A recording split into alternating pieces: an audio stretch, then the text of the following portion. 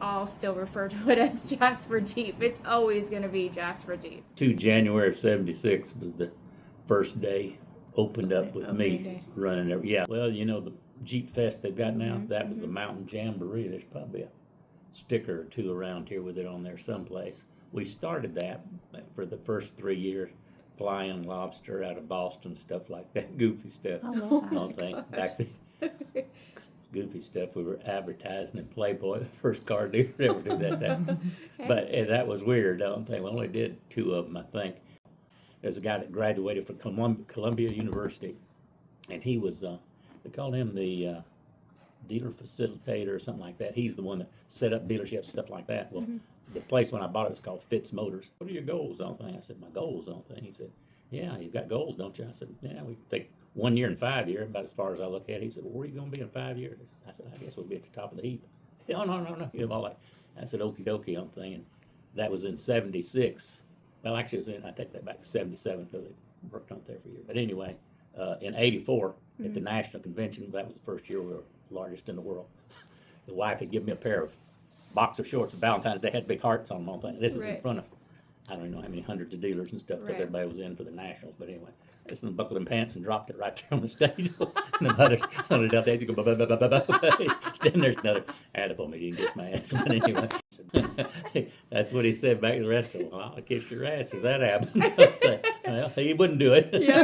Whatever. He always made a big thing of Columbia University. They didn't teach him enough. Right, clearly not. But what started that was really, we were the first ones then putting those big tires and wheels on them. Nobody was doing that. All the dealers in Atlanta, I think there was 12 of them in Atlanta when I started on it, don't think. And we're the ones that put the first pinstripe on them at Nitro or I can't even know, Midnight Rider, a bunch of stuff like that. All of them, those Jeeps, so they were all pinstriped up. And back then, the steps that went on, we called them fly wings or Nerf bars on those racing Jeeps. But like this is the Jeep that had a bar that came out on the side. That was just for ricocheting off trees. That's what the heck that was for. It wasn't a step. Everybody could climb in them then, I don't think. Well, most everybody could climb in. But anyway, so we welded those on. We were the only ones that had it. Of course, it didn't take much to do that. All it was a bent piece of black steel pipe on it, I don't think. So we bought those by the truckloads from the guy that we had in Atlanta that built them for us. So putting those accessories on, roll bar pads, we were the first one to, they're 5 pieces then. Right. So had that on it, I don't think.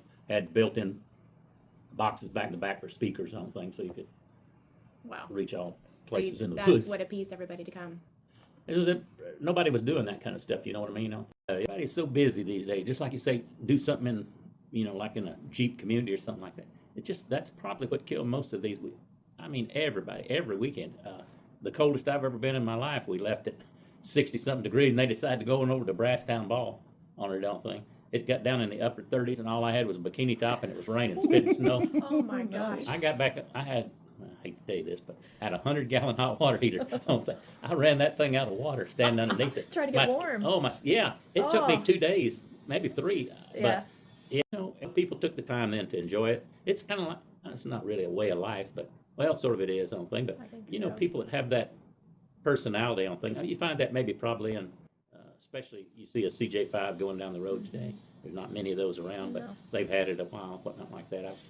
I don't know, it was just kind of a different reason back then. Like I say, just like putting on those Dodge Chrysler Customers, they were just that saw the world in maybe a different set of glasses, something. But Jeep folks, we built our own campfires up there, people slept. I had a pickup truck back then, put a canvas over the back, and it's just like a little tin in it. Yeah, it was not only simple. You run out of Cokes, the next guy's got them, or either you made kind of like, almost like I don't know what you'd call it. It's almost like a picnic. We had folding tables, put them out there, everybody put what they had on there, and ate together.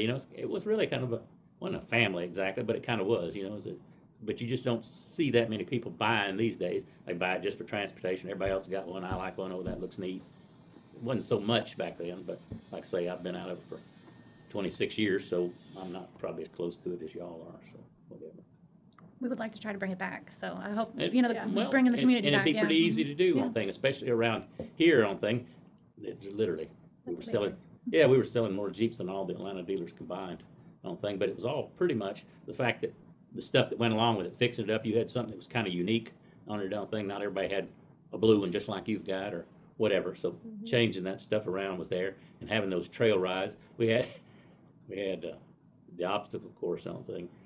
whatever. That was, people were really in, back in the day over at Dalton, they had two, one at Dalton and one at, what's up there, Rising Fawn. There was one there, it's on 40 something acres, but it was racing through the woods is what it was. That's cool. Yeah, back, probably couldn't have it today. Yeah. We had quite a few broke legs and stuff like I that. bet. You had to have a seatbelt. Some of those goofballs would unhook that thing, and some of, I thought, Lord, we had a guy got thrown up in a tree one time. I think.